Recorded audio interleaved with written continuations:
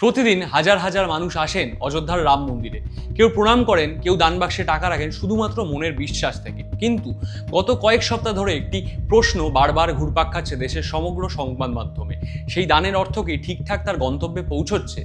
উত্তরপ্রদেশ সরকারের একটি বিশেষ তদন্তকারী দল এখন খতিয়ে দেখছে ঠিক সেই প্রশ্নটাই। আসুন দেখে নিই এখনো পর্যন্ত কি কি তথ্য জানা গেছে। কিন্তু তার আগে আমরা এই নিয়ে আরও একটি ভিডিও করেছিলাম, যেটা লিঙ্ক আপনি ডেসক্রিপশন বক্সে দেখতে পারেন।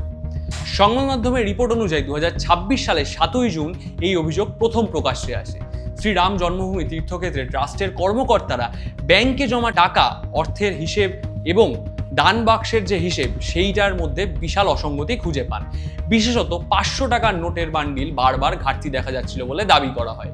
এই সন্দেহের ভিত্তিতে দান গণনার ঘরে গোপন ক্যামেরা বসানো হয় বলে জানা গেছে।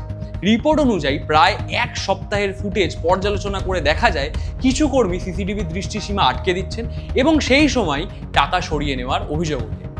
এরপর 25শে জুন শ্রীকৃষ্ণমোহন নামে ট্রাস্টের এক সদস্যের অভিযোগের ভিত্তিতে অযোধ্যার রাম জন্মভূমি কোতোয়ালি থানায় এফআইআর দায়ের করা হয় প্রথম। প্রাথমিক সন্দেহ থেকে শুরু হওয়া এই তদন্ত এরপর দ্রুত এগোতে থাকে আর সামনে আসতে থাকে একের পর এক নতুন তথ্য। পুলিশ সূত্রে জানা যায় এফআইআর এর ভিত্তিতে দান গণনা প্রক্রিয়ার সঙ্গে যুক্ত 8 জনকে ইতিমধ্যে গ্রেপ্তার করা হয়েছে।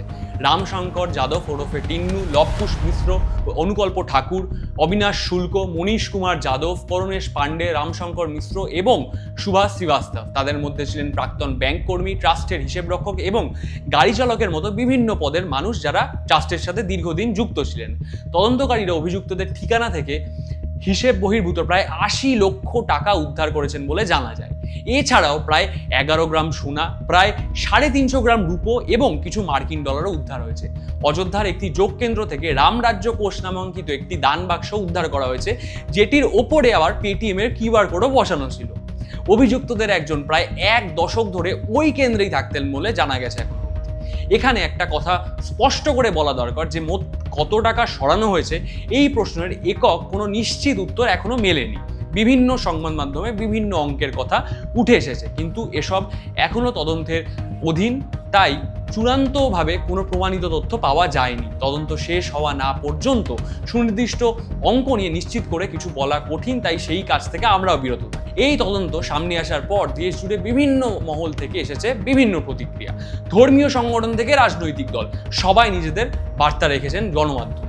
People have any faith in this meeting called by a trust which in itself is under a huge cloud of suspicion. So how can the trust decide who amongst them is clean? Not a single trustee has come forward to take moral responsibility of what's going on there. You can't expect the Prime Minister of India to take any responsibility. He's never taken any responsibility for anything that goes wrong under his watch.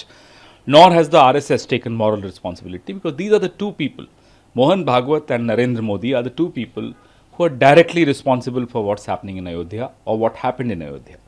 ये उस सब फालतू है। ये लोग तो चोरी करने के लिए आया, पूरा देश चोरी किया, अभी अभी मंदिर का चोरी कर रहा है। मंदिर का जो पैसा है ये लोग चोरी कर रहे हैं। बीजेपी चोरी का डकैती करने के लिए देश में आया है, अभी सब कुछ खा लिया, अभी मंदिर का पैसा वो भी खा लेगा।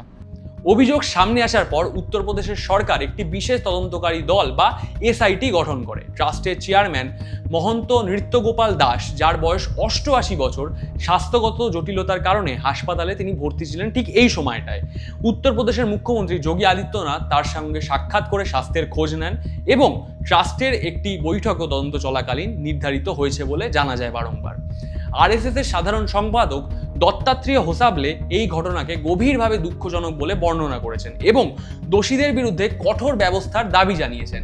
একই সঙ্গে তিনি সতর্ক করেছেন যেন এই ঘটনাকে কেউ বিভাজনমূলক রাজনীতির হাতিয়ার না তৈরি করে নেয়। हमें श्री रामलला मंदिर में रखे हुए दान पात्रों में जमा राशि की चोरी की दुर्भाग्यपूर्ण घटना से समूचे समाज और राम भक्तों को भावना एवं श्रद्धा को आघात पहुंचा है तथा इस घटना से हम सभी आहत हैं। श्री राम जन्मभूमि तीर्थ क्षेत्र न्यास के आग्रहपूर्वक निवेदन पर उत्तर प्रदेश सरकार ने विशेष जांच दल का गठन कर उसकी अनुशंसा पर कानूनी प्रक्रिया प्रारंभ की है। जांच में जो भी दोषी पाए जाएंगे उन्हें कठोर दंड हो यह सुनिश्चित करना आवश्यक है। অন্যদিকে কংগ্রেস শিবসেনা অর্থাৎ শিবসেনার যে উদ্ধব ঠাকরে গোষ্ঠী এবং সমাজবাদী পার্টির মতো বিরোধী দলগুলো প্রশ্ন তুলেছে যে শুধু ছোট পদের কর্মীদের গ্রেপ্তার করে বড় দায়িত্বে থাকা ব্যক্তিদের আড়াল করার চেষ্টা হচ্ছে কিনা সেই নিয়ে। তাদের বক্তব্য, দেশের অন্যতম সুরক্ষিত ধর্মীয় স্থাপনায় এত বড় আর্থিক অনিয়ম কিভাবে দীর্ঘদিন ধরে চললো সেই বিষয়ে ট্রাস্ট ও প্রশাসনের জবাবদিহি প্রয়োজন। অর্থাৎ তারা বারবার অ্যাকাউন্টেবিলিটির প্রশ্ন তুলছে। समय नहीं है इस बात का कि हम लोग प्रभु श्री राम मर्यादा पुरुषोत्तम श्री राम जी के बारे में बात करें, लेकिन जो कुछ खबरें आ रही हैं, जो कुछ लोग देख रहे हैं, बहुत दुखद है। लोगों को बहुत ठेस पहुंची है। प्रभु राम के प्रति श्रद्धा और उनके प्रति जो लगाव है भारत के लोगों का, वो हम कभी किसी से तुलना नहीं कर सकते। लोग कभी ये स्वीकार नहीं कर सकते थे कि उनके चढ़ावे के बारे में भी ये खबरें आएंगी। सरकार ने एसआईटी जरूर बनाई है, लेकिन क्या एसआईटी को निष्पक्ष काम करने देंगे, ये भी एक सवाल है बड़ा।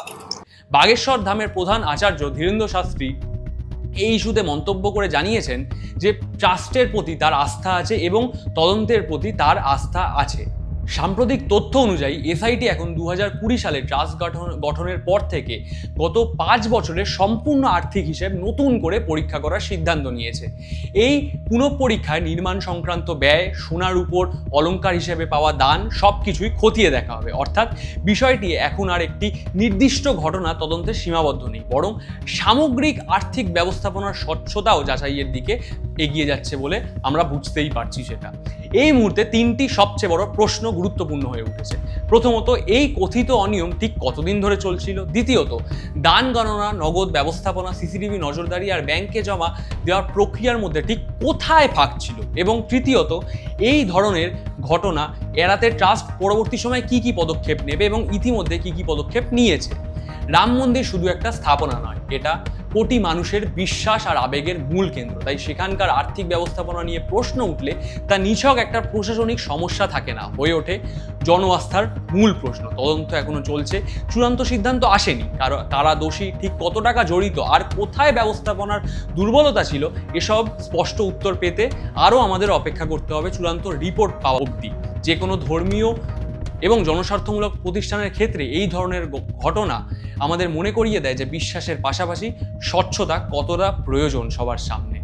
কিন্তু এই ধরনের মন্তব্যে এবং এই ধরনের ঘটনাকে কেন্দ্র করে এই যে যা যা চলছে তা নিয়ে আপনাদের কি কি বক্তব্য, আপনারা কি মনে করছেন সেইগুলো আমাদের কমেন্ট বক্সে জানান, যেগুলো যাতে আমরা সেগুলোকে পড়ে পরবর্তী সময়ে আপনারা কি ভাবছেন এবং বাকি আর 5 জন কি ভাবছে সেই নিয়ে আরও আমরা এগোতে পারি এবং ভিডিও করতে পারি, এই ধরনের প্রতিবেদন আপনাদের সামনে আনতে পারি। তাছাড়া এই ধরনের প্রতিবেদন প্রত্যেকদিন সকাল থেকে সন্ধ্যে অবধি পড়তে আমাদের ওয়েবসাইট banglasphere.com-কে আপনি দেখতেই পারেন, ভিজিট করতে পারেন। আজ এইটুকুই, দেখা হবে পরবর্তী ভিডিওতে। ততক্ষণ সুস্থ থাকুন, সাবধানে থাকুন এবং খবরের সঙ্গে থাকুন দ্য বাংলা স্ফিয়ারে। ধন্যবাদ।